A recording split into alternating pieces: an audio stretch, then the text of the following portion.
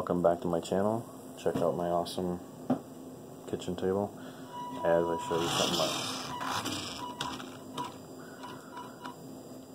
As you can see, I have a new upgrade installed, finally, on the Defender. It is the flashing light. I did some searching on eBay. I couldn't find one that just went back and forth like the actual show did. This one does a spinning around. It's set up for people that want to build RC police vehicles. I will have to build a, I guess what you'd say, a dashboard to help block the light from everywhere else, because as you can see, it's coming down all around.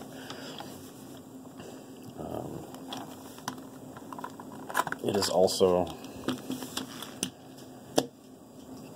a little on the cheap side because this one doesn't have any options to turn off when the vehicle is switched on. So basically the only way to shut it off is when you switch it off.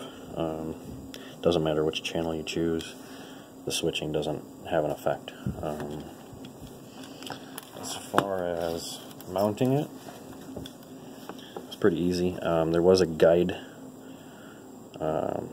stud that was molded into the body. I had to cut that off. There's a little hole, a smaller hole. Oh, here you can't see it. Okay, there's a smaller hole underneath the light, and that's where the guide pin went, next to this bigger hole for the people that do have them and are planning on doing upgrades.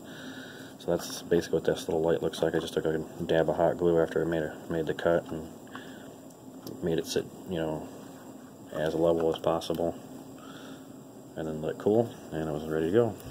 So pretty easy install. It was literally just notch the guide pin, snap it off, hit it with some glue, hold it till it stayed still, and good to go. Of course, now I can't see anything.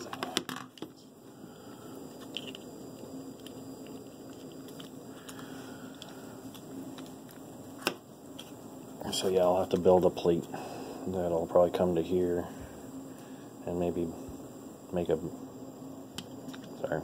angle so that way it blocks off so it doesn't flash on the ground. Because you can see it all the way to the back, and you'll be able to see it through the pod doors once I get those figured out.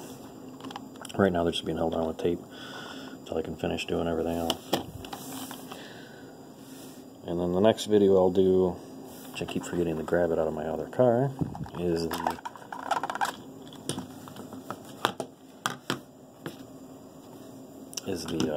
the headlights I had on before. And I didn't do it on YouTube yet, but on Facebook you can see where the hot. It's kind of hard to see, but there's hot glue left over. I'll have to cut that back off and reheat it up. And I think I broke one of the wires, so that's why I haven't put it back on yet. And I had it routed and held down with hot glue. Basically kind of did a loop. It started here, came around, and then hooked into the receiver. And I did show it before, but it is still pretty fun to play with. The mounting of the body with the magnets.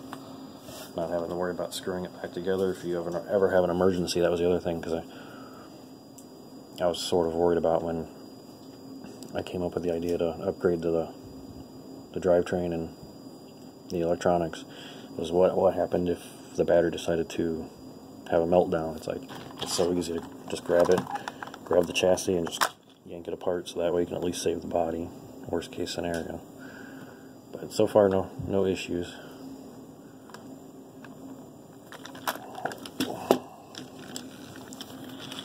So that's basically it. Just make sure it's sitting in there straight.